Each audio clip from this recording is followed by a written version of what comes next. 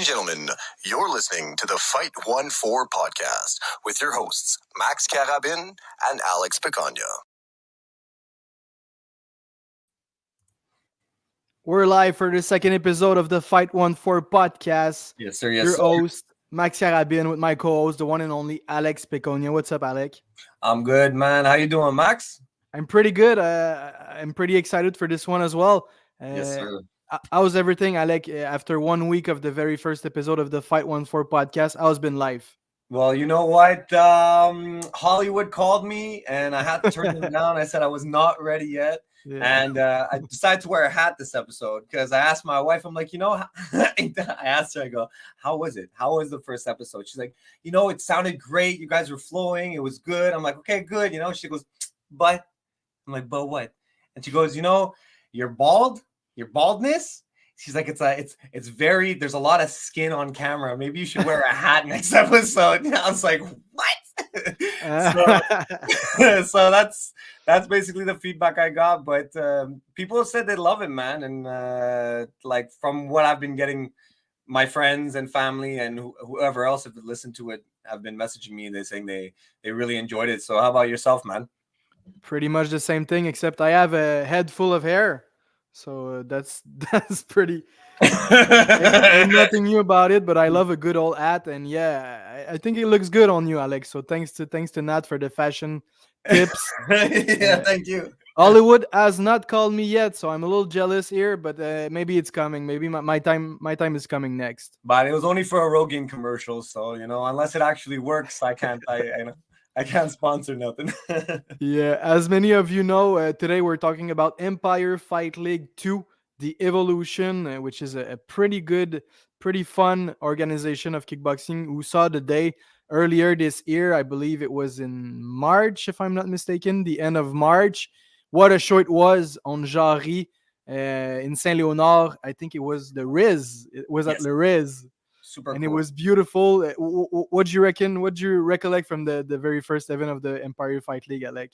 Well, first off, really cool place. I like when you're walking in, it felt different because the venue really sets the tones for these events. You know what I mean? Like Bay Mathieu is like the place to, it's like the pits up, you know what I mean? Yeah. But like it's a glorious place to be. And then then there's also the Olympia. There's I think some shows from FTC in Laval and everything else. But when I walked and Ballistic Limbs, sorry, it was they do it in like a hockey arena. Yeah, you know what I mean? So it's very like gritty and raw, and like a lot of the fighters like that because it feels raw, and walking into Empire, there's this beautiful big chandelier over the ring, and then all the lights were just like focused. They had the cutouts of the columns, you know what I mean? Like Gladiator, ancient Greece,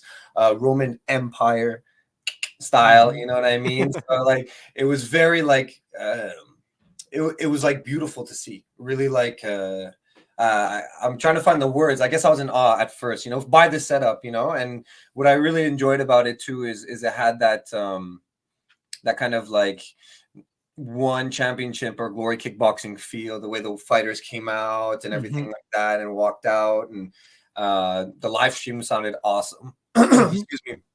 And just the fights were insane. The crowds were super loud.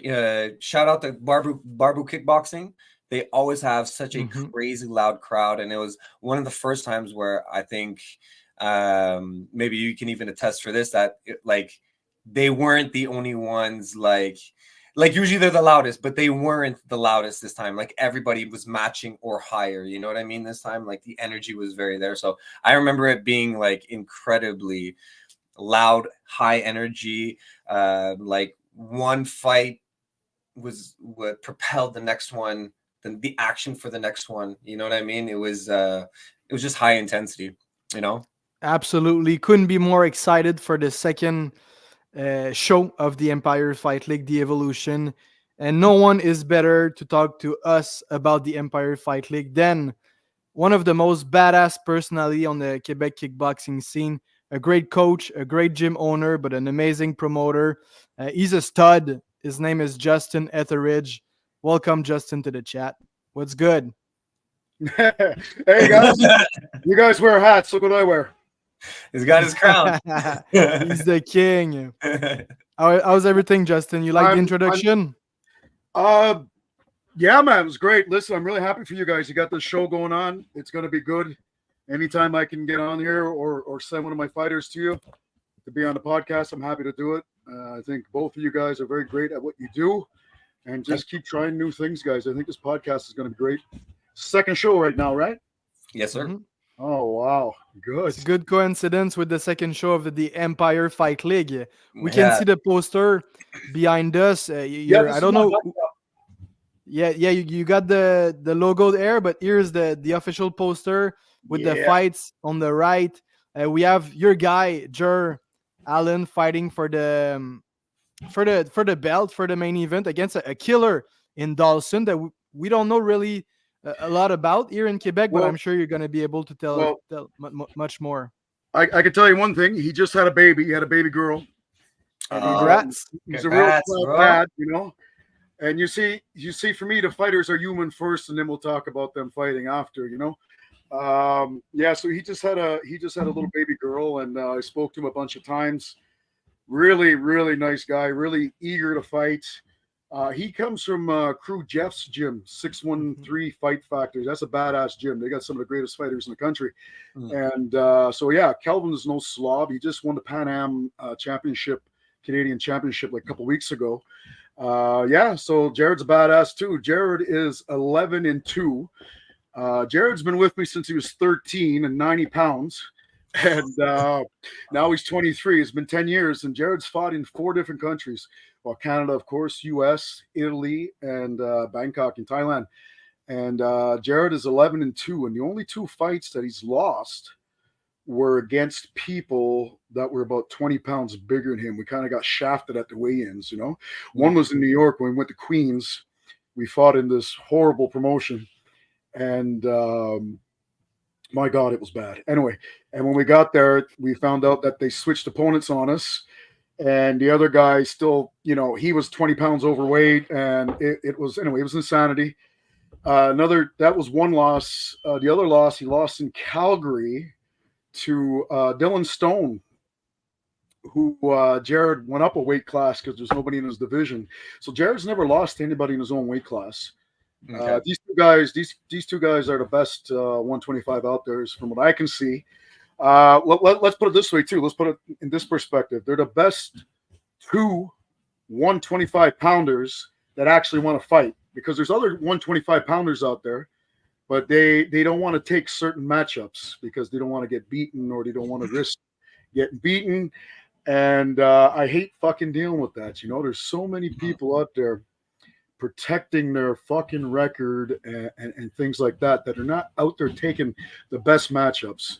The Warriors are always going to fight the Warriors, and they're going to find out the answer, you know? Yeah. There's some guys out there with a lot of talent. For one reason or another, the coach or the fighter, they're protected. They're protecting themselves from that potential loss, that potential exposure. And that fucking ruins everything. That ruins everything, because Empire is all about, let's get the best guys out there. Let's get them against each other. Let's put on a show where everybody can watch it. And Empire is about the fighter first anyway. When we do our shows, it's all about the fighters. We give them fight kits. We have the chef at Plaza Centre-Ville or at the Riz. You know, they cook up fresh food, wheel it out after the weigh-ins. We do a lot of stuff for the fighters, and the fighters are first. But you know, I'm sometimes having a little bit of a struggle trying to get some of these guys to match up, because some of these guys aren't interested in fighting. You know, they want to be seen as the best, but they don't want to fight the best. So it's a shame. It's a shame. But I think we see this in every sport, you know. So do you think, like, the stigma around, you know, like in boxing, protecting the O, protecting the 0, protecting the undefeatedness is still something that's happening more or less today? It's yeah. I think it's a decent comparison, but you know, in boxing there's millions of dollars. Yeah. And in Montreal Amateur there's zeros and zeros of dollars. Yeah. Right. Right. A lot of it comes down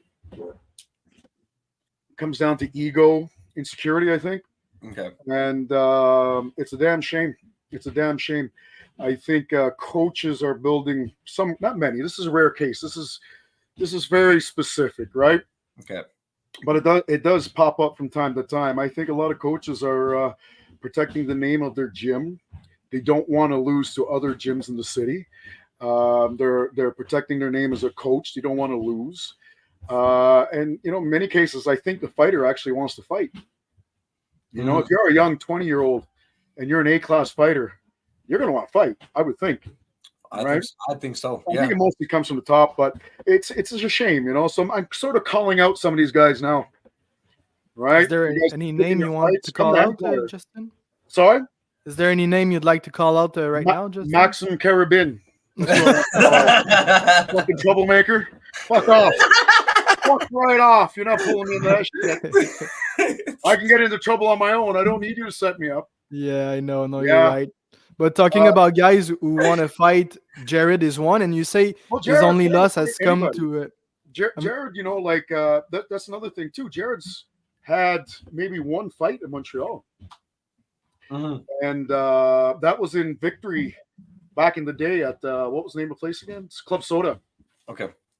I remember Jared was 15, and you could tell that he was good. He was going to be somebody, And we went there. We fought this other guy who was 19. So now that wouldn't fly. That wouldn't fly these days, a 15-year-old versus a 19. But back then, it just that's the way it went. And Jared beat him up first round, 10-9. The kid was good too. Beat him up the second round, 10-9. Third round, he really let loose on him.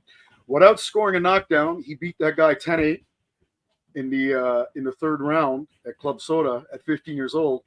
And from there on out, we never got a fight for Jared in Montreal. I had to go to New Brunswick. I had to go to New York. I had to go to Calgary. I had to go to fucking Venice, Italy. I had to go to Bangkok, Thailand. Like, you name it. Toronto, Ottawa, Quebec City. Like, no, you didn't fight in Quebec City. But I had to take him. I had to take him all these different places to get fights. You know?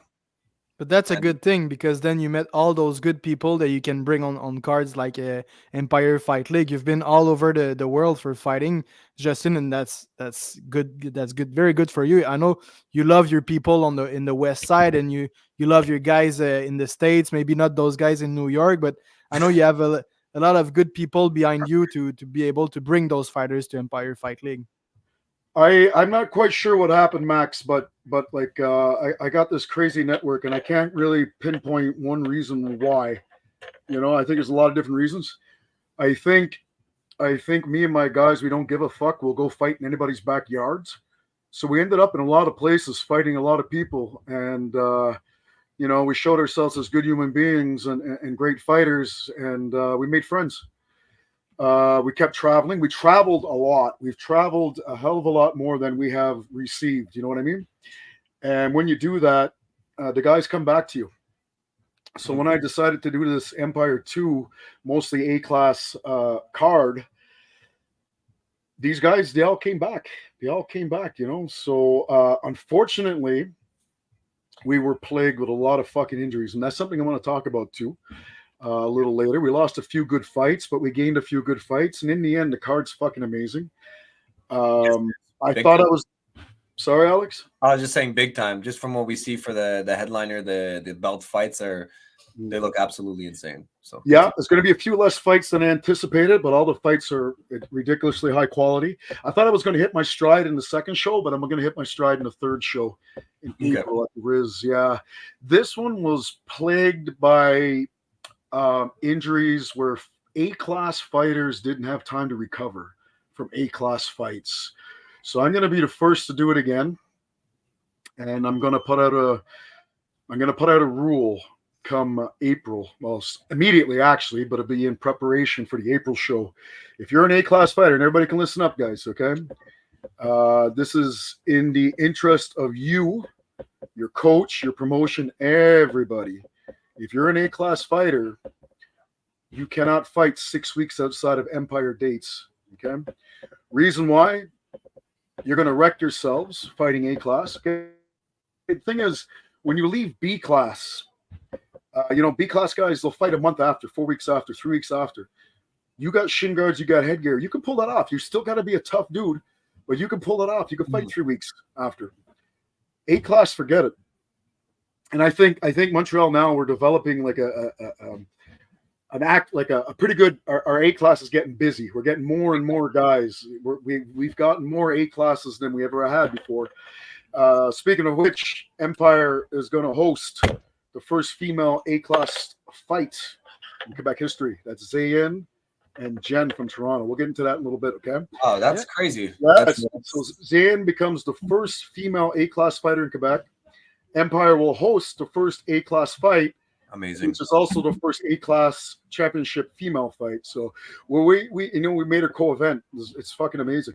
Anyway, back to the fighters fighting too often at A class. Your careers are going to be short. You got to take time and recover. You're not doing anybody a favor, including yourself, by getting wrecked and then having to cancel a promoter, whether it's mine, because there's a lot of good shows, right? There's FTC, there's Silvertooth. We all get along. We all work together. You're not doing any favors for them either by getting hurt and not making it to their show when you're signed up for it. You're a good fighter. You're a marquee fighter. You're on the poster, and now you can't fight. One particular example I had was my original co-main event was Nick LeBoeuf. Okay, everybody knows Nick LeBoeuf. He's like a gritty slugger, and he goes at it. Yeah. So one of my trips to the WBC World Championships or whatever, Muay Thai, I met Dylan Stone for the first time. Okay, this was in Venice in 2023, and there was a lot of guys there from Vancouver, Calgary, all over Canada that represented Team Canada for that tournament, and end up meeting Dylan. Dylan's a good kid, man. He's a good kid. He's like, he never looks up his fighters. He just goes in the ring and he figures it out and he fights hard. He's all heart and all balls, right? So I met him in Venice at that tournament. The year after in Bangkok, just this past February, I met him again. And before I left, I said, you know what, Dylan? Would you be interested in coming to Montreal for the show? He said, yeah, man, I'll go anywhere. One of those guys will just go anywhere and fight too. He's like us. We do the same thing. So as soon as he said that, man, ding, ding, ding, ding, Nick LeBoeuf, Dylan, I said, holy fuck, this is going to be chaos. Yeah. Everybody was so excited about this fight. We weren't even advertising it. And it was just sort of like circulating around Barbu, his gym, my gym, and a few other places. And people were losing their fucking minds. They're like, oh my God, this is going to be fucking nuts. Unfortunately, Nick, he took a fight 3 weeks before Empire, 3 weeks before. Now, he got his nose busted up real bad, and that's fucking sucks. Look, my nose right now, my nose is all like graphite or something here, and then it gets drilled in here, it gets screwed in here. Like, none of this is real anymore. So I know what it's like to have a busted nose. Like, you're going to have trouble breathing for a very, very long time. Yeah. And I'm sorry he had to go through that. He's a good kid, too. Barbu and all those guys are lovely, lovely people. Great One of my favorite teams to work with. Yeah. And not just because they bring a huge friggin' crowd, but they're just good people. They're good, honest people, Well, he really cares about his fighters. Coach Francois, Francis, right? He really cares about his fighters, So they're good ones too, man. Yeah. And so anyway, Nick got hit in the face with a knee. Okay, now that's what I've seen. I was there, and I was filming some of these fights because I'm a scout now. Anywhere I go, I've got to look at the fights, right? Now is a good time to mention, like, I do not want to be a promoter. I do not want to be. There's other reasons why I'm doing this. It's not because I want to be a promoter. I want to be a coach. I want to travel with my fighters. I want to win titles. Titles or not, I want to see my fighters become the best humans and fighters possible, and that's what I'm in it for. I'm not sold on being a promoter, but I'll do 2 ridiculously good shows a year to set the bar and to raise the level, and that's one of the big reasons why I'm doing it. Going back to Nick LeBoeuf, okay? Nick got hit square in the face with a knee, and in A-class rules, you are not allowed to throw knees to the face. In the rest of the world, you are, and in any A-class, in Europe, a lot of C-class and B-class are allowed to hit to the face. We'll eventually have to adopt that here to keep up. Yeah. Right. We'll have to adopt that. Jared's fought a bunch of fights abroad where he had knees to the face. Wally as well. Anyway, took a knee, square to the nose, illegal hit, and his nose is busted up, and I lost my co-main event, and everybody's like upset that we lost this fight. It's not good. So going back to my I call it the Empire 6-week rule. I hope that FTC and I hope that Silvertooth they adopt it too, because the longevity of the fighter will be a little bit more secured, and they'll be able to secure their fight card too. So I hope they catch on to that and hope they implement it as well. So it took me a while to get all that out, guys. I love to hear myself talk. Yeah. Well, I'm all for that rule, Justin. But is there any way that we can also like make sure that there's no shows 3 weeks? Like there's at least like a month between. Why is there like 4 shows in 3 weeks in Montreal? Is there any way? I think we have to do better. Do you guys remember when I created Montreal Fight League, Fight Club? You guys remember when I created On that Facebook? Yeah. When was that? It was like what, 2 years ago? Yeah. Year and a half ago? Yeah. So I put a lot of work into that, and I still do. And that page is meant to be this online sort of calendar. So all the promoters, and it's worked so fucking well. Yeah, I use it all the time. So well. Oh my God. Before that, I remember there would be like 2 shows in Quebec City at the same night. There's only 2 gyms doing shows, and they would be on the same night. And then Montreal would have a show, and then there'd be fucking some fucking other guy doing something in Oka, and then somebody would there was like 5 fights in one night. Yeah. Mm-hmm. Nobody was communicating. Nobody was giving a fuck. And everybody was using the same network, the same pool of fighters. So what was happening was the fighters were missing out on opportunities, right? Mm-hmm. If you got to get picked up that night, but you're not fighting. So since we created that page and everybody's gotten onto it, and whether they admit it that they follow it or not, they do. And the shows have been a lot more spread out, and fighters have been getting more fights. And now we have more A class, and it's worked out. It's worked out real good. So but there's still some cases where, like that show was 3 weeks before mine, and things like that.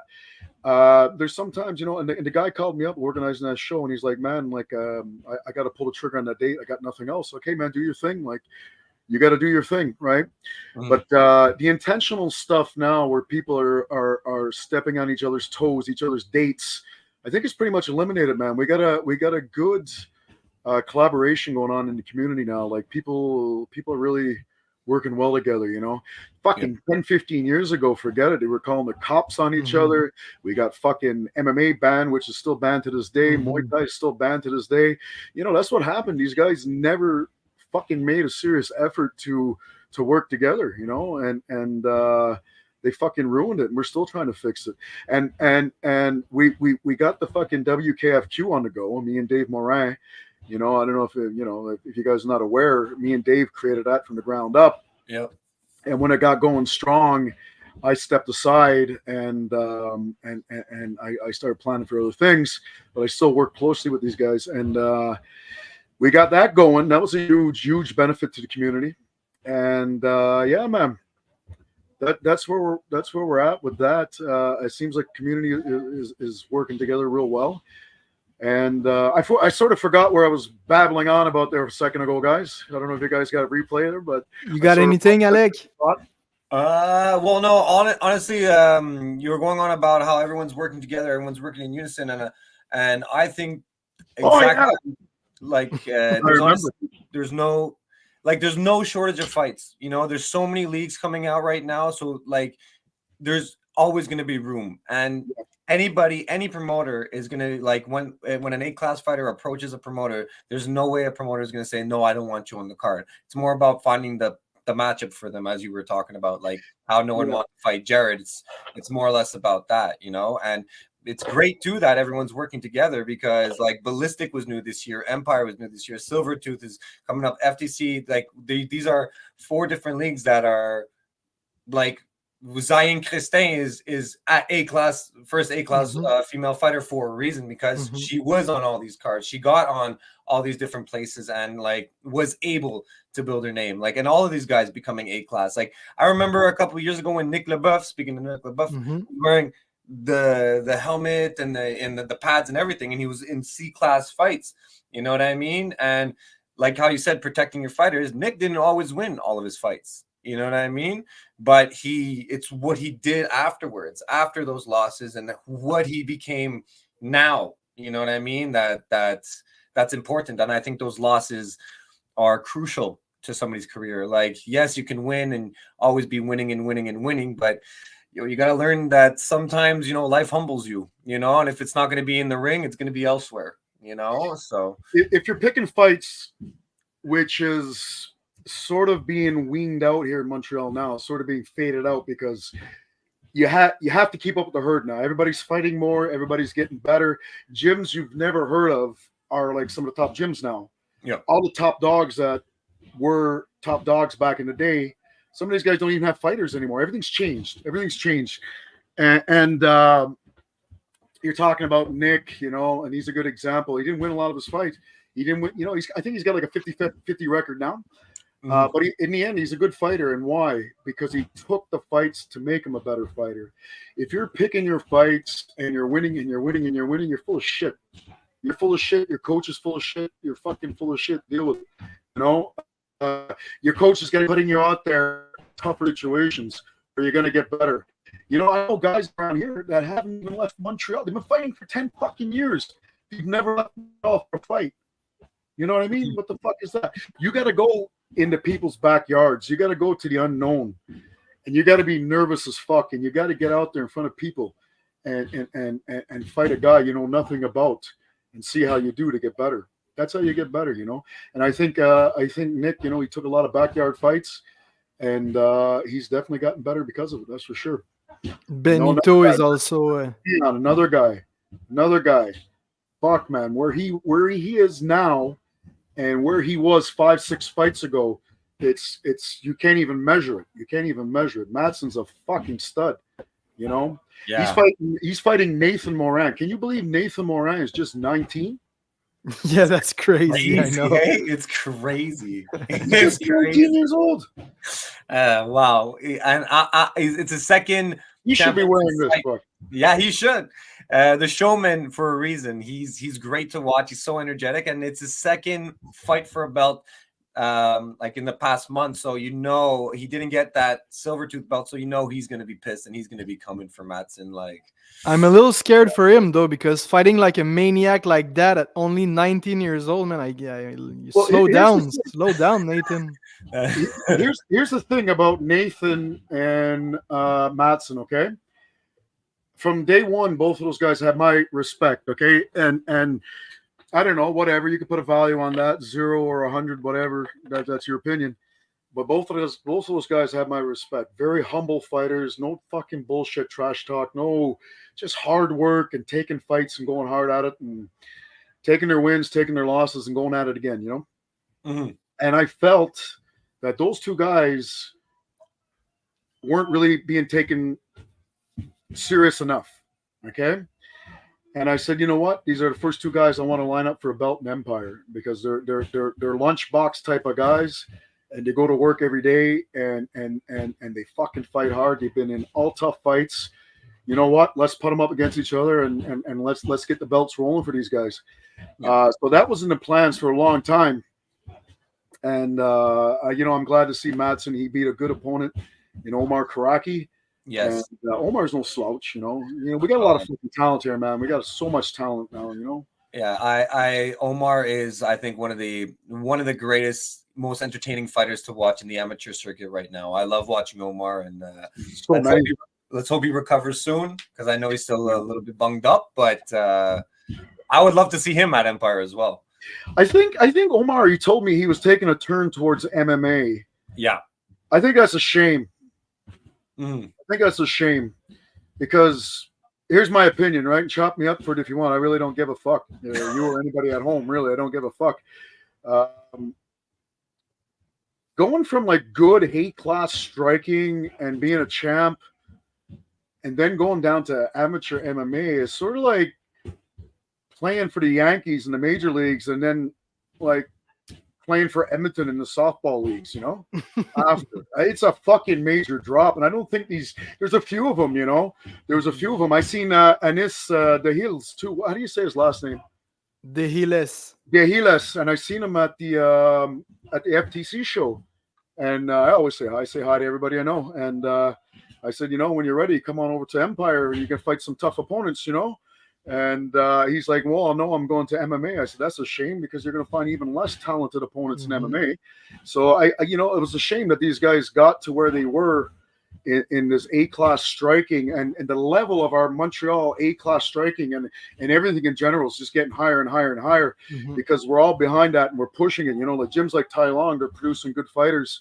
The federation's there now. We're bringing in guys.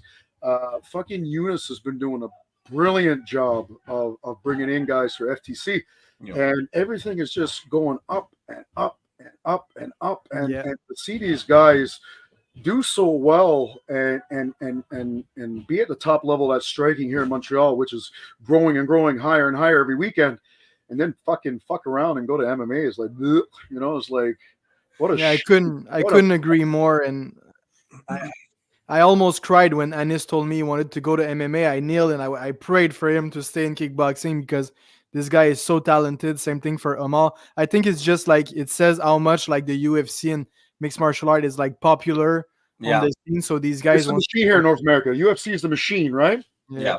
I don't know if it highlights the power of that machine or the lack of the Muay Thai kickboxing machine we have in North America. It's it's both. It could be a little bit of both, right? But anyway, listen, good luck to them.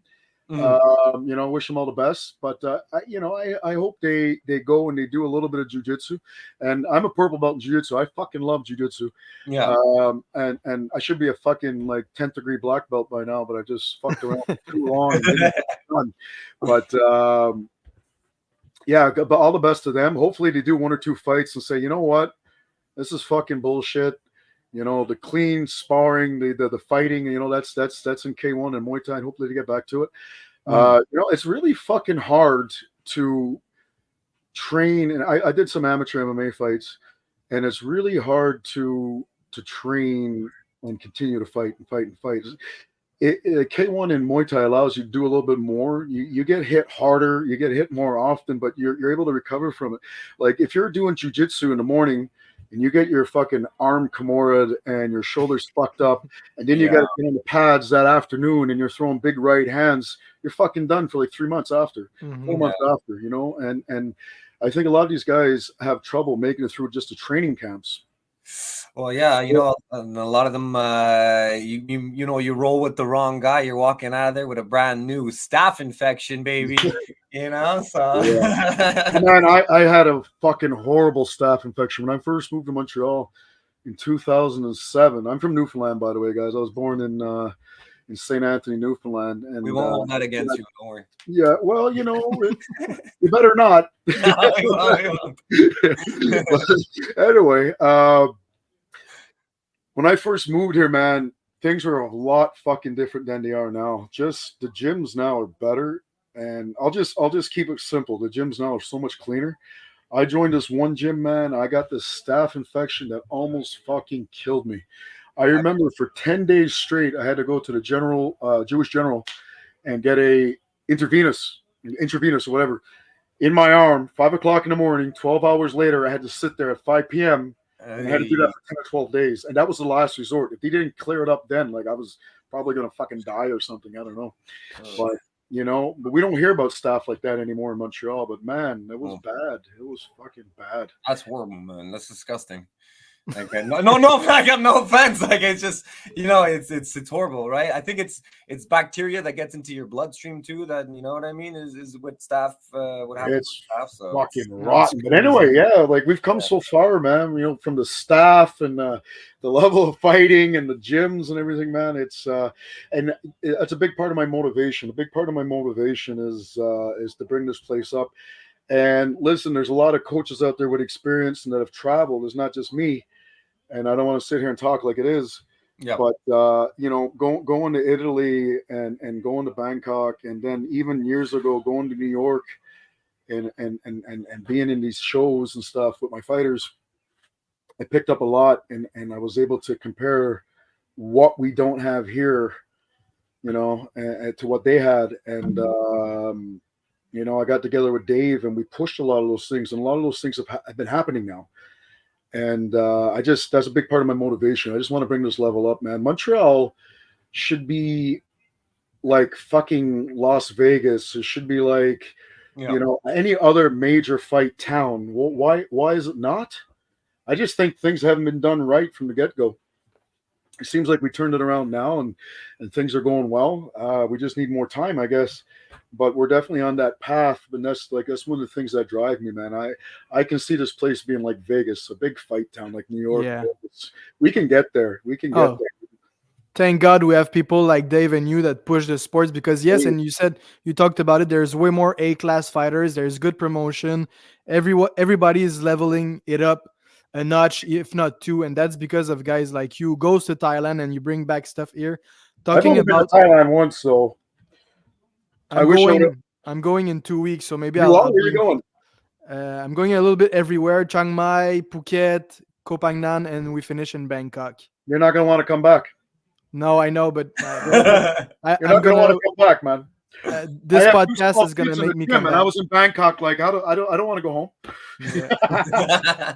Alek, but fuck, man, it's paradise, Yeah, Alek and I talked a little bit about the Empire Fight League 1 at the beginning, and what's one thing or a lot of things that you wanted, like you appreciated, you want to change coming into Empire Fight League 2? What kind of evolution can we expect from the show on October 25? He said it. Well, I think the evolution is in our show, but also in our community too. I don't think it's nailed down to one facet of that, but I certainly do see an evolution. The first show, Empire Fight League, okay.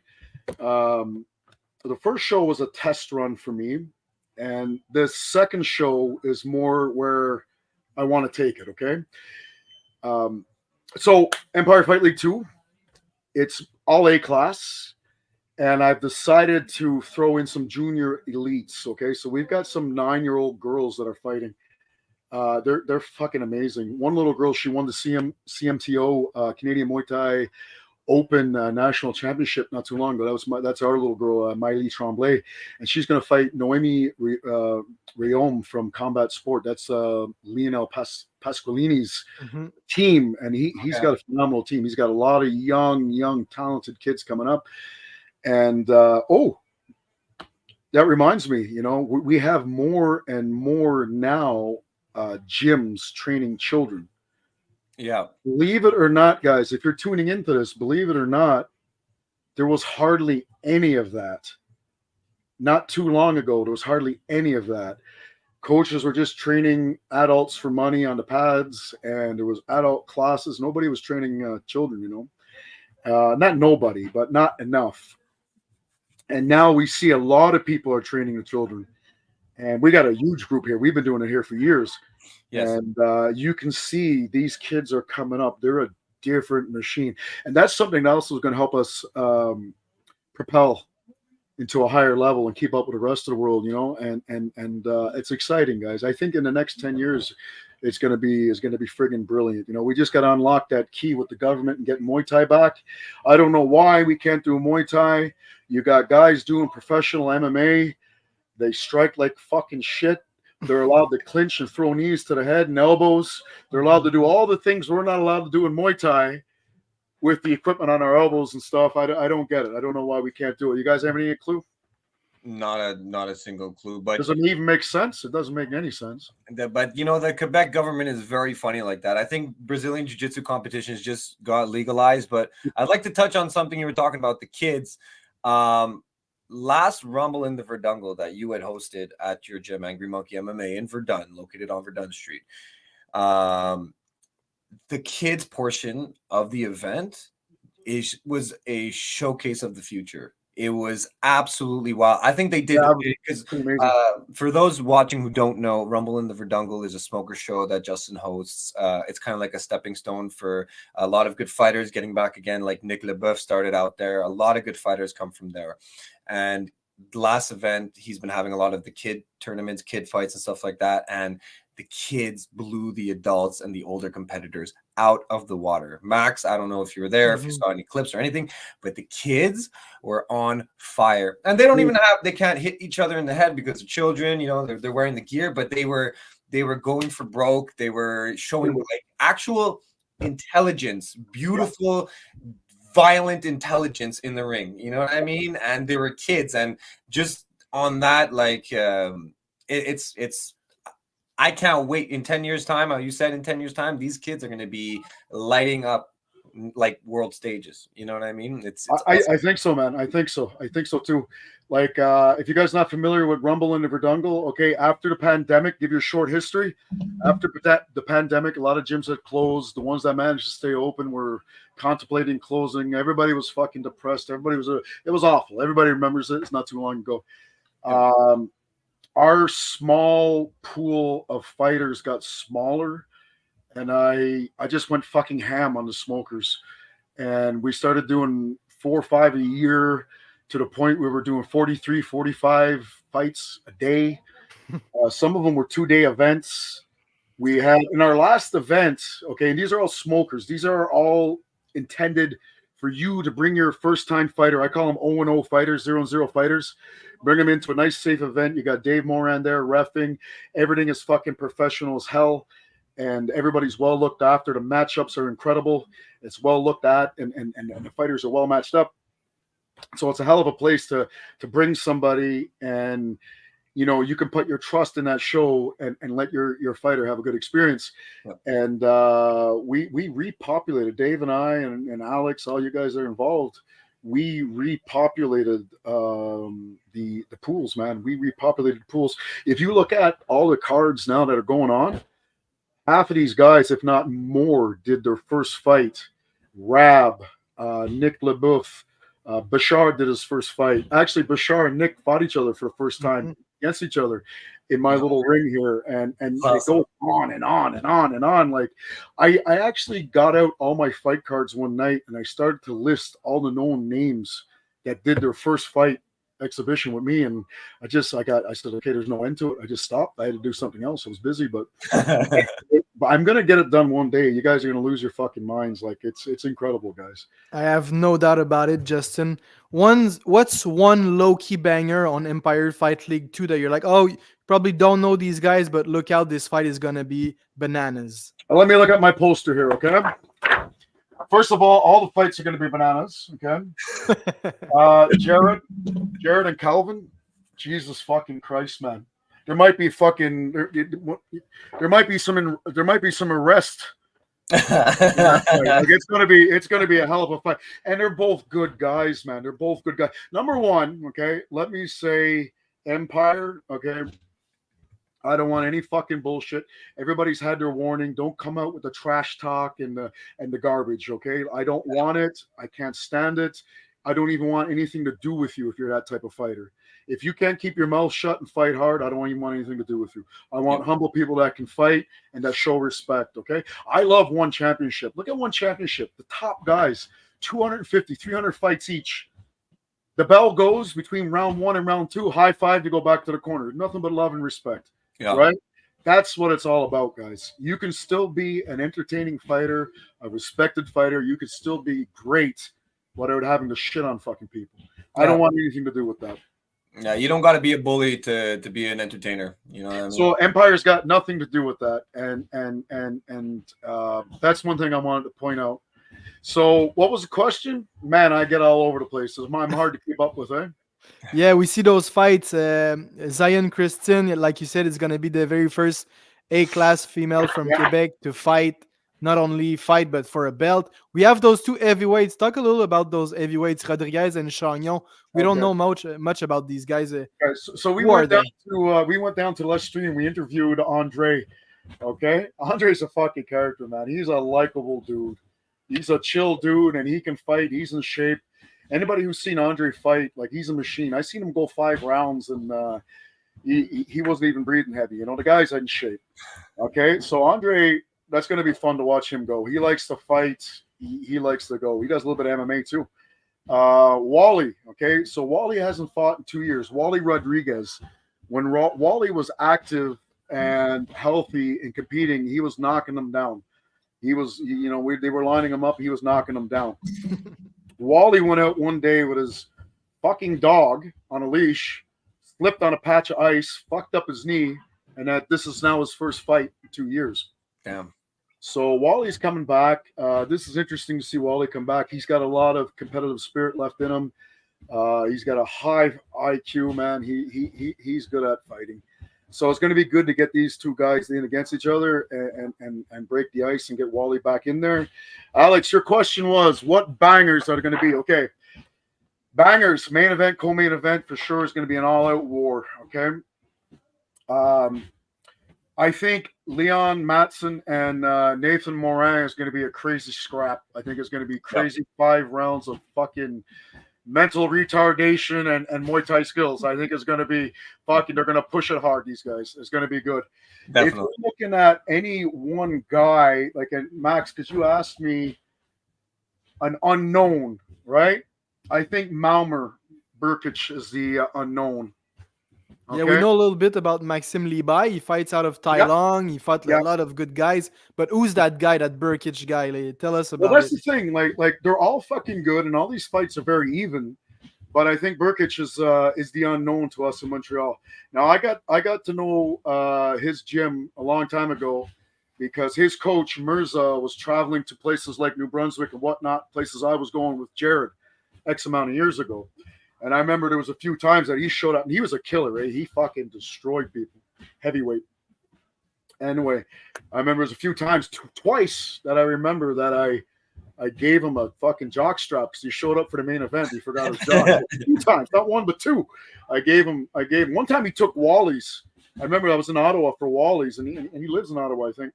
Anyway, he didn't have a cup. So we tied a knot, and we pulled it tight, and we made it small, and he went out and he fucking starched somebody. So anyway, I go back with a lot of these guys, and now Malmer, his prodigy, okay? Malmer's a fucking killer, dude. Malmer's a fucking killer. I seen him fight in Renfrew a few months ago. I brought one of my C-class fighters down to his show, down to Mirza's show. And he fought Danny Zhao, and I think that was his first A-class fight. Now, Danny Zhao's been fucking everybody up, left, right, center, from West Side Muay Thai. He's been fucking everybody up. He's a bad man. He's a bad man. And Malmer, I'm just gonna say it. Malmer beat him in that fight.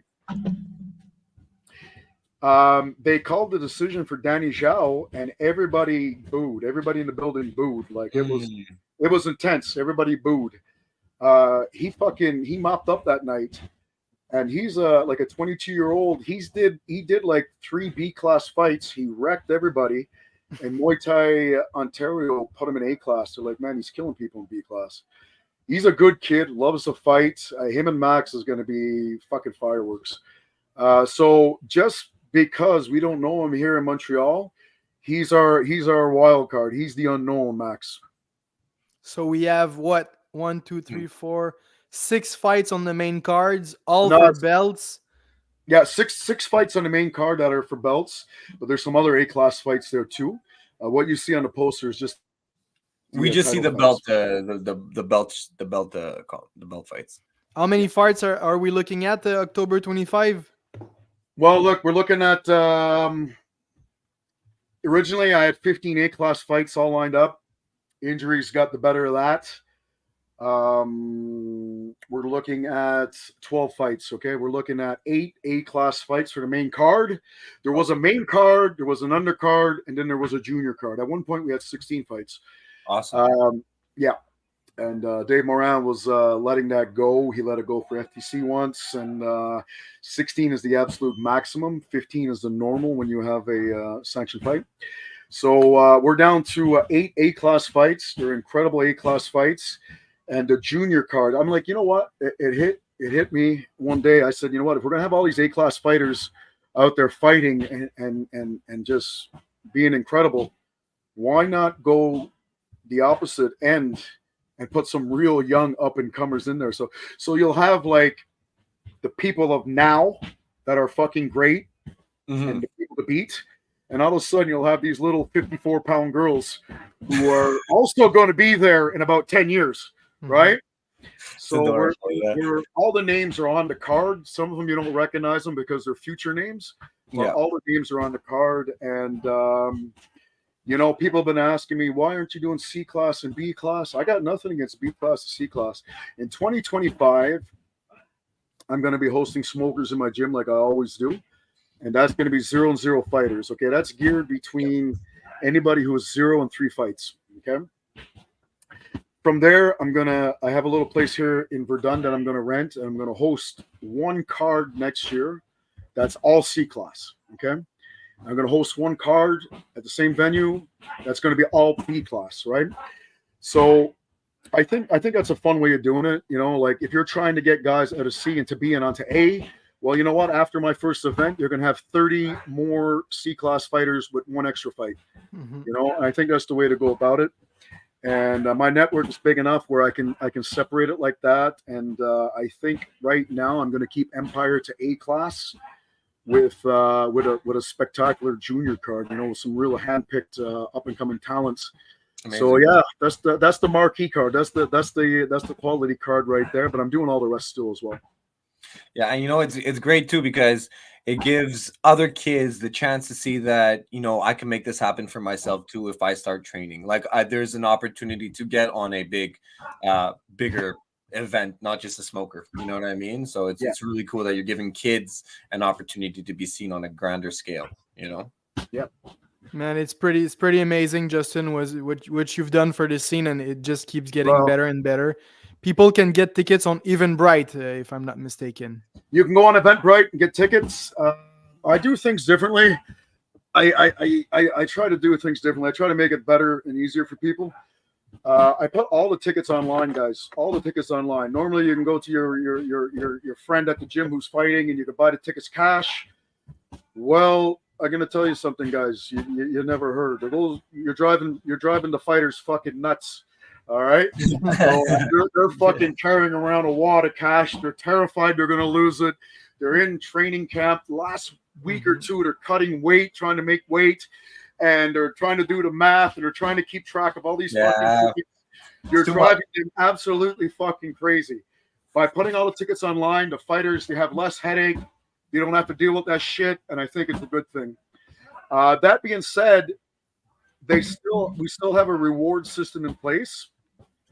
When you buy your ticket online, and a lot of you have bought the tickets, there's a little question that you fill out, and it says, who are you going to fight? Like, why did you buy this ticket? And you can put, I'm there to watch Maxime, Karabine, and whatever. So the fighters are not losing anything. It's all still there for them, Yeah. But without the headache, without having to deal with your fucking shit, So, yeah, man. I know, like when Rab was fighting, and he was like, it's been a while since he fight. He's been injured, but I know a few times, like he was like out on a street corner waiting for the guy to show up, and the guy didn't even show up for tickets. That's and the stuff worst. like that. These are all headaches they don't need to deal with, guys. Yeah. So I saw Rab has done some interviews with you too, man. Well, Rab's a partner, eh? Yeah. Yeah, so going back to none of this has anything to do with money, and it just has to do with quality and the elevating the platform we have here in Montreal. There's 5 partners. There's me, my longtime friend David Gigliotti, who takes care of all the graphics and all the designs and a lot of things, and then it's my 3 young fighters, Rab, Jared, and Wally. I brought those guys in on my dime and started this company with them. And you see Rab doing interviews. That's because they're all learning different chapters of the business, and this old man's going to sit back sooner or later and let them do it. So yeah, Rab is really fucking good at the green screen stuff and the interviews. Really good at it. So he's going to be our guy moving forward, taking care of that. Jared's been taking care of tracking down all the blood work and all the fucking craziness that goes on there, and Wally's been involved too. And yeah, man, we got a machine that runs really well. We got five warriors, all different strengths, and We haven't quite hit our stride. If we're lucky, we'll hit our stride in the third show. If not, for sure, the fourth show. And yeah, man, here we are. What can I say? Here we are. Awesome, man.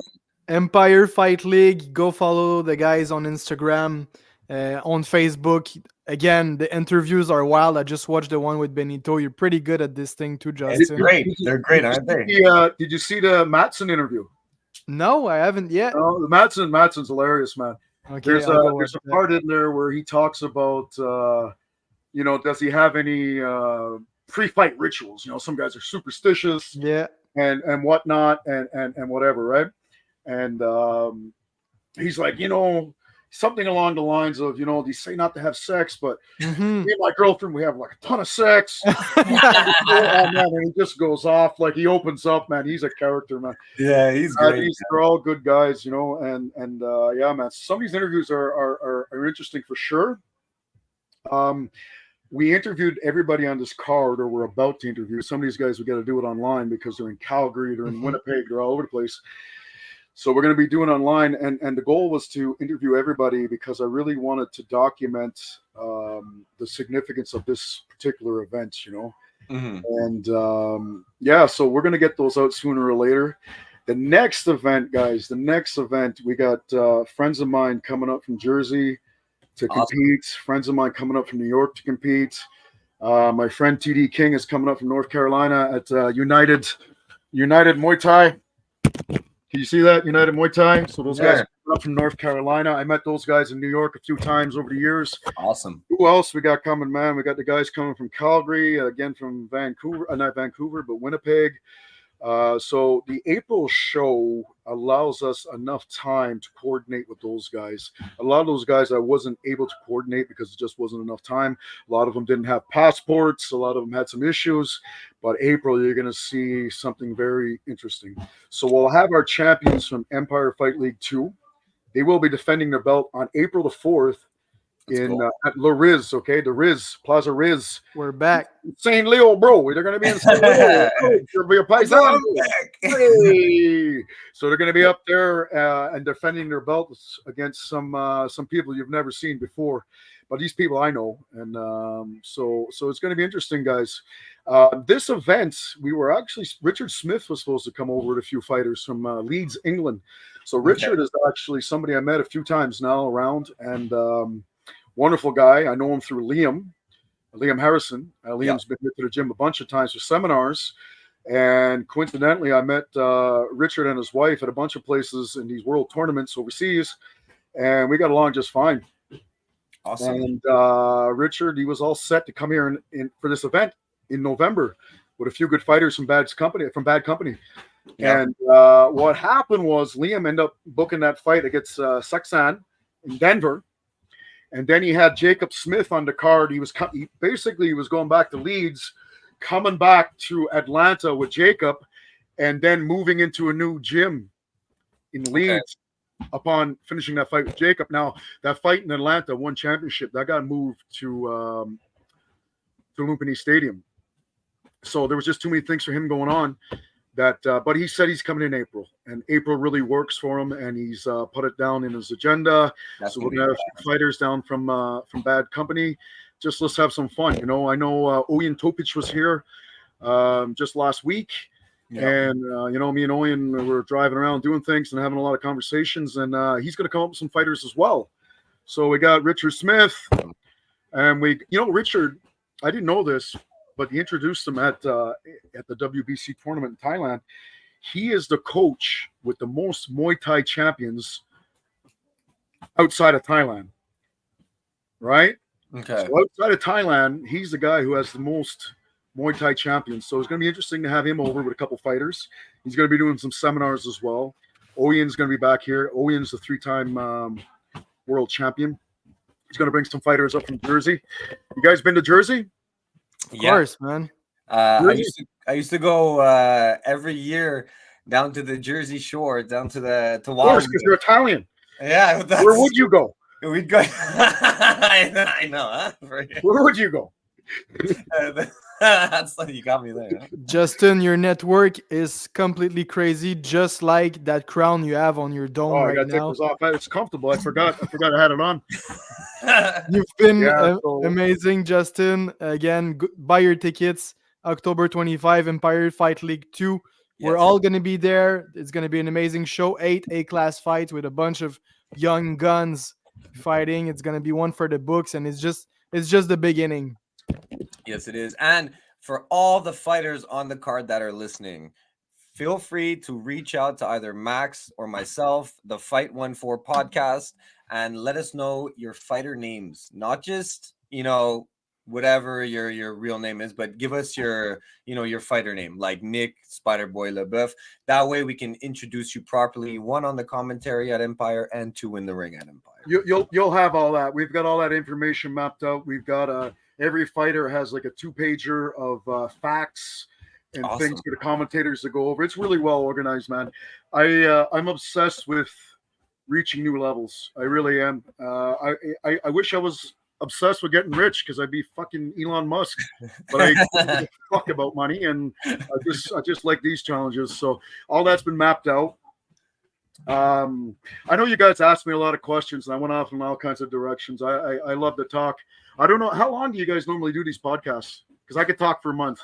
It's pretty much one hour is usually the number we go for. Just we're over an hour now, so we're probably we'll see where. Anyway, whatever. Empire. Okay, so some of the things that we're doing a little differently is setting up our commentators, guys.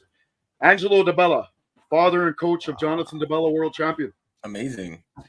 Conrad Pla and Herbie Wine. Okay, so those guys are they're all friends, and it's going to be fun to have those 3 guys. Hell yeah! Oh my god! On the commentating. Okay. That's... Max is our Quebecois social media guy. He's going to interview every fighter. Amazing.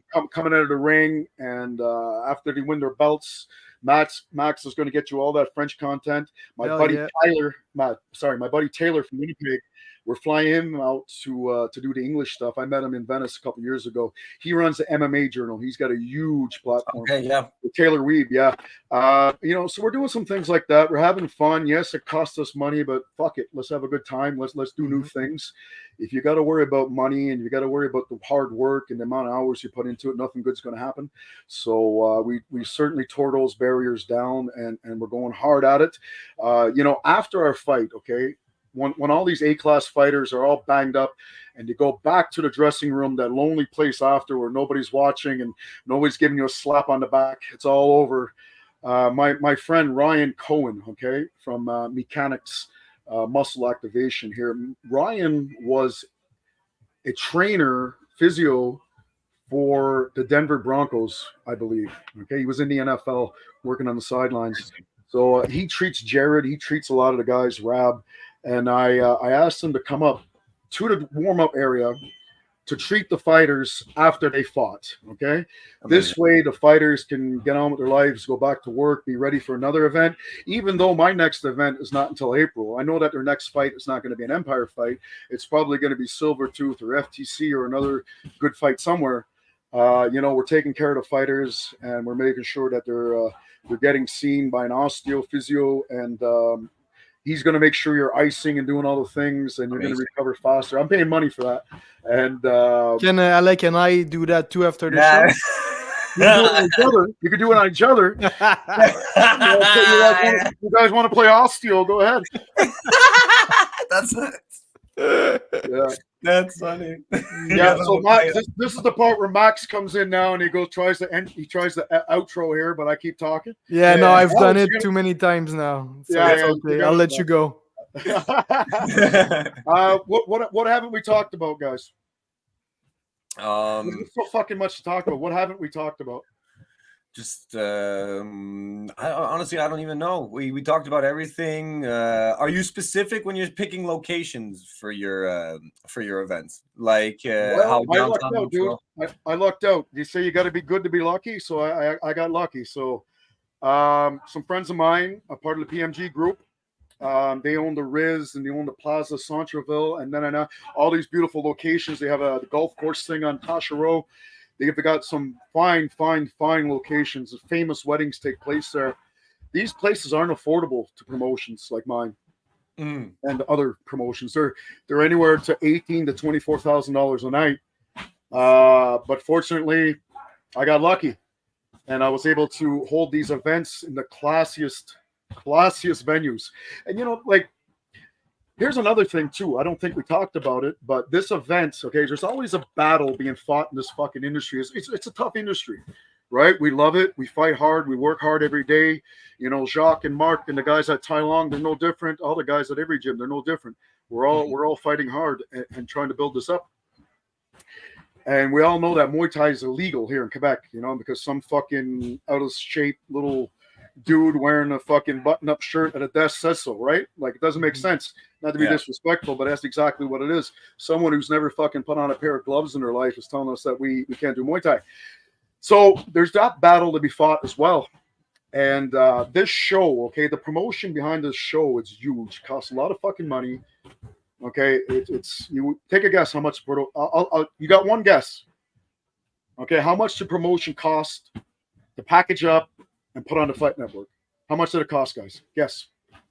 You mean the camera crew filming the Camera event? crew, editing, whatever it took to get that high quality production onto the Fight Network, because they're not going to take a low production. It's got to look good.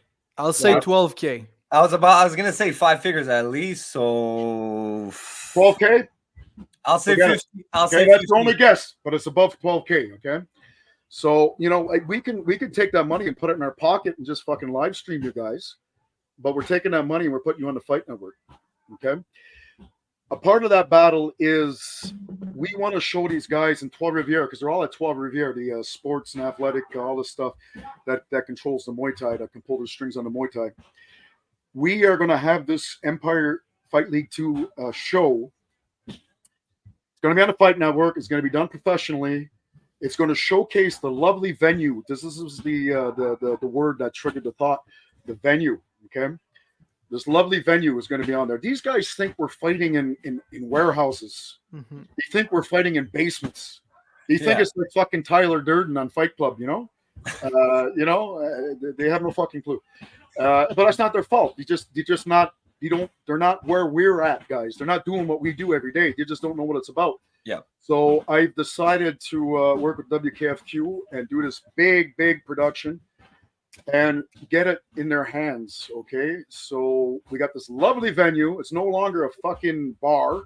I remember when we used to do it at the Scratch. Mm-hmm. I remember seeing Olivier Aubin-Mercier fight for the first time at the Scratch. My God, it was awful.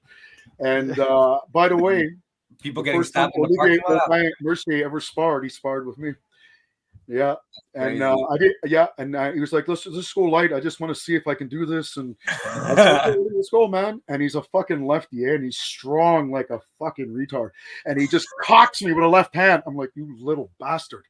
Man, yeah, that was the first time I ever sparred. Yeah. Anyway, I got a lot of good stories like that, Max. You can, I can sit here all night and tell you stories, Max. Anyway, we're taking this fucking card, okay, and we're filming it, and we're going to send it to the guys in Trois Rivières.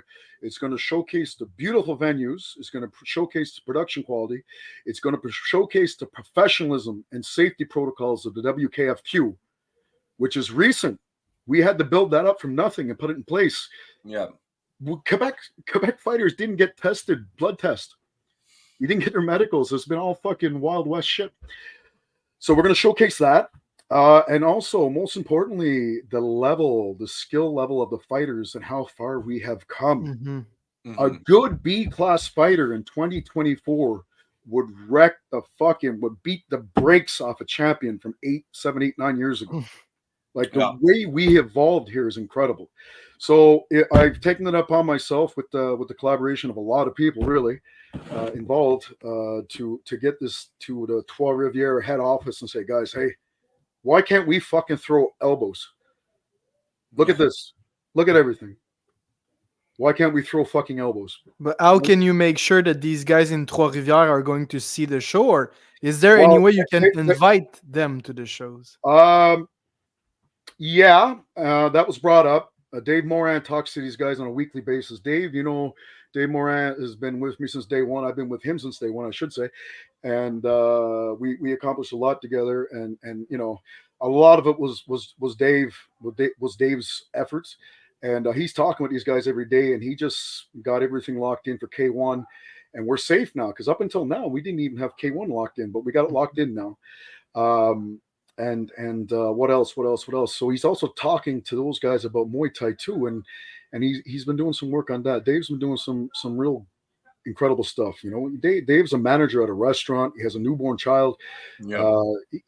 He doesn't have time or energy for this, but like us, you know, like guys like him, myself, and you know all the rest of the guys that wear that same hat around the town, they make it happen, and that's the only reason why anything is fucking moving, right? So yeah, he's been speaking with them. I asked him to invite them down. I don't know how it worked out. I probably won't see them. Hopefully they show up unannounced and we don't even know they're there.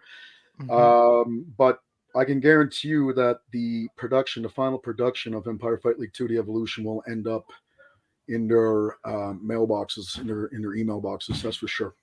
Awesome. Excellent. Yeah. Well, thank God we have guys, you know, like I know you don't want to be a promoter, but promoters like you, Eunice, Eric is a newer one, Phil, and guys like Dave, who, you know, I was talking to somebody recently, and I was saying that the martial arts community is a very beautiful community, and the ones who are helping put it on the map are the ones who actually care about it. And it's not like I'm just saying that you guys care about it. It's visible. You can see it, you can feel it, and you can hear it when you guys are, especially when you're talking about it. You no wonder you have so much shit to say, Coach. You are. I'm not done yet. Yeah, you know, but it's because you're passionate about it, right? So yeah, well, you know, you wouldn't have brought it this far. You know, going back to me not wanting to be a promoter, I just want to do my part to solidify the stage, and you know, along with everybody else that's, you know, training fighters and producing talent and whatnot. There's a lot of different pieces involved, right? A lot of different people as well. I just want to bring it to whatever level I can, while I can, because I'm getting old, man. I'm going to be 28 soon, you know, and I'll be 44 right after the Empire 3 show. So, you know, I eventually just want to calm the fuck down and bring my fighters to shows, you know, like you know, I'm making my push. I'm doing my share, and a lot of us are, you know, it's not just me, but eventually I want to calm the fuck down and just enjoy the show. You know, yeah. But you know, I got some good years left in me, and I'm gonna be pushing it pretty far. And yeah, man, things are looking real good, real good. I can't wait for this show. 12 fights, 7 of them being A-class fights, or 8 of them I can't remember now, and 6 of those being 5 rounds, 3 minutes. So it's going to be a long night, even though it's 10, 12 fights, whatever it is. It's going to be a long night, and I can guarantee you every fight is going to be insane. Okay, and I want to go back. It's a good opportunity to just touch back on what you just said. You know, you mentioned Phil and you mentioned Eunice. I want to say, you know, I support those guys. I like those guys. Okay, I think the more good promoters we have pushing shows, setting the stage, and the kids are out there fighting, you know, the closer, you know, the faster we're going to become Las Vegas. You know what I mean? Yeah. Or our version of Las Vegas, anyway. And I got, you know, I love working with those guys. I do. You know, a lot of people think it's competition. For one thing, I've said it a few times on social media. I only compete with myself. I couldn't give a fuck what anybody else is doing. Yeah. I might notice it and I'll say, hey, good on you. That's fucking great. I didn't think of that. Whatever. First one to say it. But I'm not out there competing with anybody. I'm not trying to put anybody down. I'm trying to bring everybody up. Yeah. Right. And I do 2 shows a year. I got my own network. I got my own style. I got my own work ethic. I do things my way. And I try not to interfere with anybody else. And, you know, I only support these guys. And I would just like to say I'm happy to work alongside of these guys. Phil's been doing shows for a long time. He's really upped his game this year in 2024. Phil's doing a lot of new things. Everything's looking good. Eunice too, man. Eunice is, you know, Eunice is a interesting character. He's a very nice man. He's a very nice young man. He's gotten deep into this game. It's a high pressure game. It's no fucking fun sometimes, guys. This shit is hard. And Eunice got in. Eunice is not a fighter. Eunice doesn't own a gym. Eunice is not a coach that I know of. I could be wrong. He got in from the outside, but he's goddamn good at social media. I think he's a social media marketing professional at a university. I think he has his degrees and all that stuff. This kid came in, man, and he's doing things different than everybody. Yeah. Very social media based. He was the guy who started the interviews and whatever. And props to him, man. Props to him. And I told him, like, I would love to have Jared on your card. I'd love to have Rab, Wally. I got some up and comers. Tia. Tia's a fucking destroyer. She's only 16.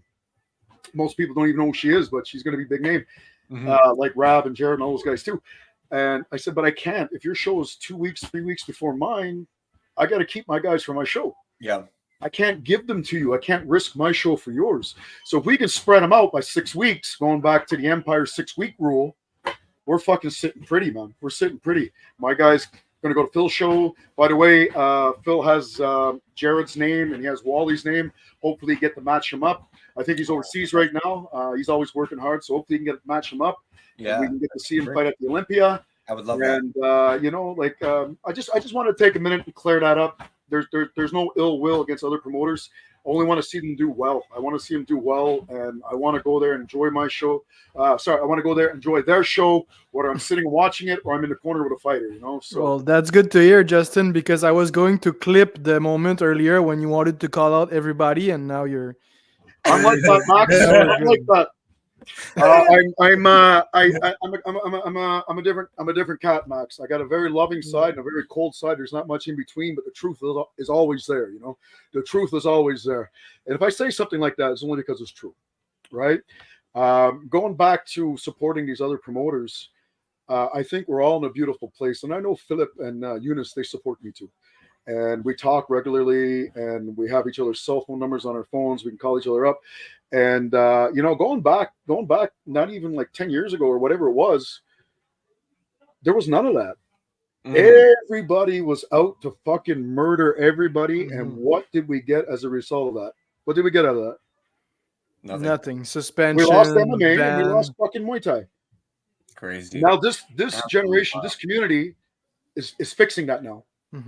Right? Because they couldn't get together and work together properly as professionals with the good intentions of the community and, trying to make a fucking buck.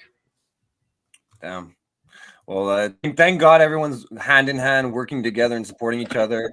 And like you said, dude, when someone does something new, like Eunice did with the interviews and stuff like that, it's just another door opening, like, for the other leagues to figure out their own kind of stitch or own kind of way of doing things. You know what I mean? Anytime anybody does something new for the community, it's just I could do it too. And that's, I feel like everyone should be looking at it like that. And even the same way with the fighters. And I like that you had like a no shit talk kind of mandate on your show, because at the end of the day, we're all coming from the same place. And on a global or international scale, we'll all be representing, either the same country, same province, or whatever else. So I think, a rising tide raises all ships, and we're stronger together. You know what I mean? Type of thing. Absolutely, man. And I was going to say something. I forgot. See, guys, you get punched in the head a lot. That's what happens. CTE. Maybe this is good. If I can't think about what I'm going to say, maybe Max can cut the show off and get out of here, right?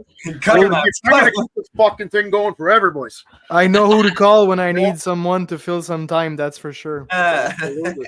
So what else? What else can we talk about, guys? He wants to go to bed. Usually Max is in bed by 9 p.m. You're not wrong. Yeah. I'm the one turning 44 in a month. No fucking way you're 44. Fuck off. No, I'm 33. 33, you're a baby, man. You're a little baby. Alex, what are you? I'm 33 too. We're 91. Christ. Wow, man. Yes. Well, I know one thing I want to talk to you about. Go ahead, man. Because last week we had the origin stories, how we both got into the fighting scene, Alek and I. And Alek told me the very first time he entered a martial art gyms, and it was in your gym. And he came out, this little rat here came out late to your class. And you kicked him out. You didn't let him in Probably, yeah. your class. They also fucking walked in dressed up like a fucking loser too, eh?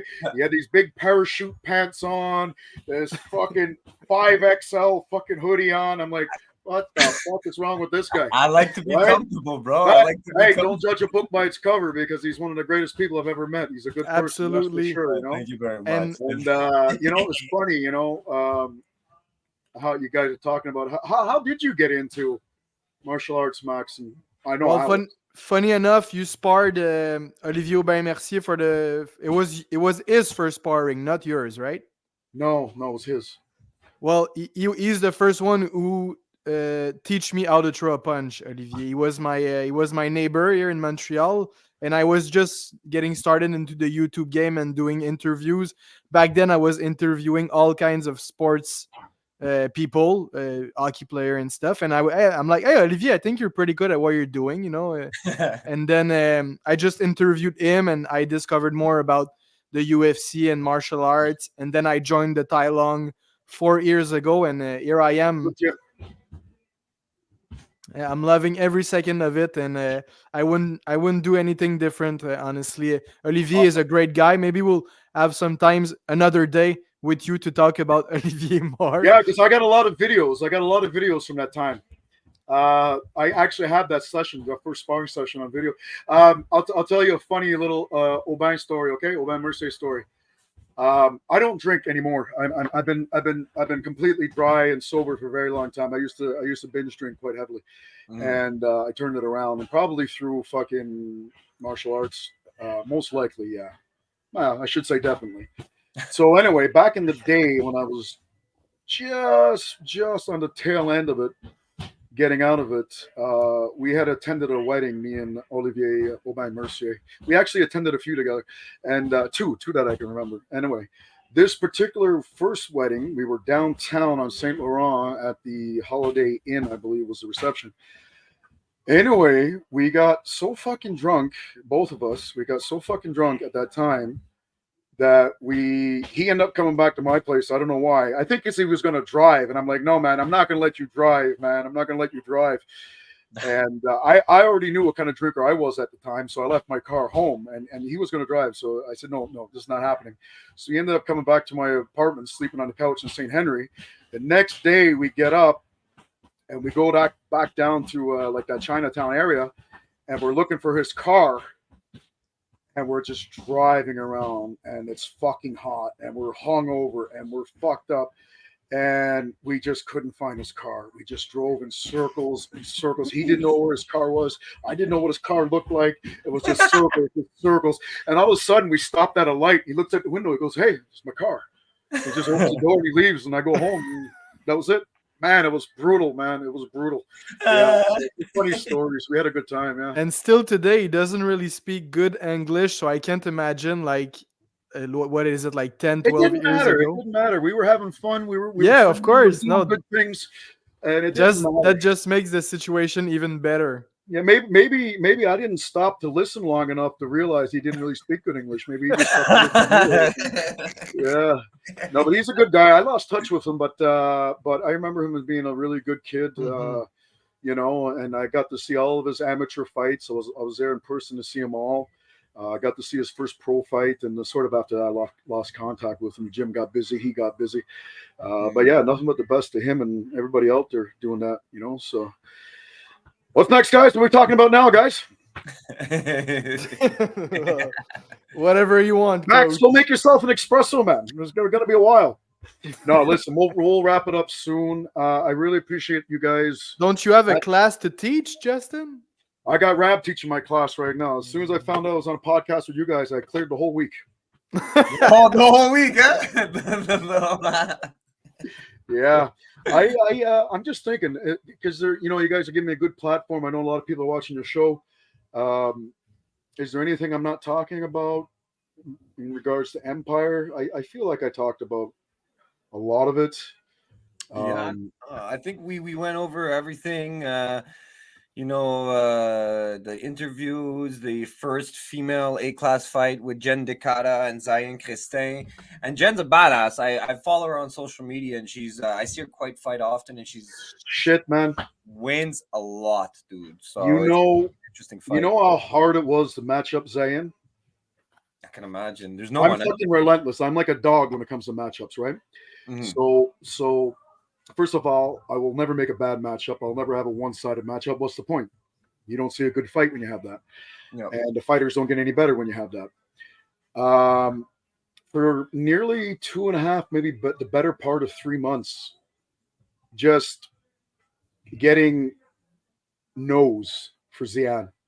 Hey, I got this girl Zian. You want to fight her? It's going to be your first A-class fight. Nah. It wasn't that everybody was saying no because they didn't want to fight her. Some were busy, some were injured, some were out of the country, whatever. But holy fuck, man, did I turn over every fucking rock imaginable. Right down to New Jersey, North Carolina, you name it, man. I turned over Minnesota. Oh, by the way, we're going to have Lucy Berman from The Cellar in Empire Fight League 3. Look her up. She's got like thousands and thousands of followers. Amazing. She's a pretty good fighter, too. So we're going to bring her in to fight from Minnesota on Empire Fight League 3, her and a coach Ben. Right. So yeah, Zayn, man, it was not easy. Finally, I reached out to Crew Ryan from Richmond Hill. Wonderful person. And I said, man, can we swing this with Jen or what? Can we make this happen? Mm-hmm. And this fight, we just put this fight together not long ago. Awesome. I tried 15 girls, dude, to until we got somebody to fight Zayn. That sounds like me before I got married. I tried. Speaking of which, Jay, I remember Max when Alex brought his now wife to the kickboxing class, and he was trying to act like he was all civilized and mature and shit, And he brought her in, and she was this shy girl, and Alex was trying to be all fucking super cool, man, incredible, and mature, and and all of a sudden these guys get married, So that was a nice little story that unfolded in front of me. Yeah, and Muay Thai brought us closer together, So, also, last question for me, anyways. I noticed. Don't worry, I got plenty. On the poster, there's a championship belt in back of the Empire Fight League belt. It's no longer there.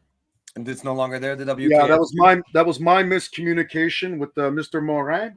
Okay. Now the Federation belt is something that the president picks. It's pretty prestigious for the most part. Yeah. And he is willing to put that up on make a title fight between two of the best fighters that the president thinks is the best fighters, whatever. And I misunderstood him. Things are moving so quickly, and you're on the phone. I'm operating in like 3 or 4 different time zones at the time. I was in communications with Zian, who was in Thailand, all the guys in Calgary 3 hours back, all the guys in Winnipeg 1 hour back, plus my local crew. So it was a bit crazy at that time, and I misunderstood him. And he wanted to put up a couple belts. Okay. But the policy is not to put up 2 belts on one fight. Okay. Now I misunderstood. So that's my bad. I've since apologized to the fighters and let them know I was going to make it up to them. Okay. But I'm glad you brought that up because I can clear that up right now. Yeah. And also for the WKFQ belts. So how does it work exactly? Because this is the league that sanctions all the leagues in Montreal, Quebec. I know there's the other one. But WKFQ is the front runner in Quebec, in Montreal. Yeah, for sure. There's nothing close to it at all. Yeah. So what I'm wondering is, how do they determine that? I know this might be a question for Dave to better answer, but how do they determine who gets that belt? I know Anis Dehilas got it last year. I know he's one of the most. Well, okay, now that's a good example. I know when Anis he fought Isae Polanco. Yes, that was because they made it an ISKA fight champion versus the WKFQ champion or whatever. It was 2 different promotions. So that was like a promotion versus promotion. So that's a real good reason to do it. That's for sure. Yes. But typically, Dave being the president, he's there ringside. He sees everybody fight over and over and over again. Yeah. And he can say, hey, let's put up fucking Max versus Alex here. I think that would be a great. I think those two guys deserve to have a chance at a federation title, and he can pick it as he sees fit. You know, Dave is very diligent, so he's not going to make any bad decisions. Like, it's very, very well thought over decisions. So basically, that's what it comes down to. It's president's choice, man. President's choice. He gets to pick. Amazing. What it is, yeah. Okay. Well, Dave is one guy we're gonna bring here eventually too on the Fight 1-4 podcast. I'm pretty sure he has lots of nice input and things to say about all that federation stuff, and probably some funny stories about you too, Justin. Dave's seen it all for me, man. Dave's seen it all for me. Listen, I listen. I don't know. Listen, I follow my heart, and I follow, a lot of ideas that seem really, like good ideas in the time. And I have a lot of interesting stories, So. Like I said 2,000 years ago when I introduced you, you're a stud, Justin. And I'm just, you know what? I got honest intentions, man, and I believe in Montreal. I believe in my fighters. I believe in everybody's fighters. I believe in myself, and I'm just trying to push it, man. There's going to be a day where we all, we'll all have to reckon with. We're old. We're in a bed. We're fucking dying. We're not going to say, geez, I wish I would have worked more for that company I was working for. Damn, I wish I would have punched some longer hours. You know what? We're all going to say, I wish I would have followed my heart, went after the things I wanted to go after, and things that were important to me, and that's exactly what I'm doing. I know you've probably got more to say, but that would be a beautiful way to end the show. I think so. Yeah, but if we keep talking, I'll bring it around to something else later. Shit. Listen, I appreciate you guys having me on here, Max, and it was a bit of a running gag to keep you on a little longer, and but here we are, 30 minutes longer than we're supposed to be, and I'm sorry for that. And I also apologize for my fucking screen here. It looks like the old Nintendo or something. My laptop is running. If you have a better camera next time, we'll do 2 hours.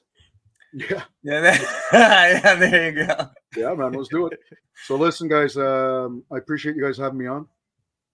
Thank you for coming on, guys. The guaranteed success you guys are going to have. You couldn't put together two better people to do this podcast from Montreal. All you guys are at the show. Alex is in the ring, and Max is on the sidelines, and who else can fucking do it better than that? Somebody's at all the shows, different perspectives.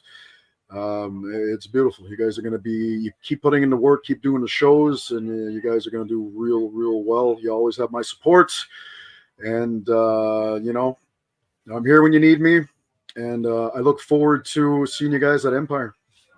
Thank you so much, Justin. Yeah, man. You got it, man. My pleasure. We'll see you guys next week for Fight 1-4 episode 3. That was Justin Etheridge from Empire Fight League. Be there October 25, Empire Fight League, The Evolution.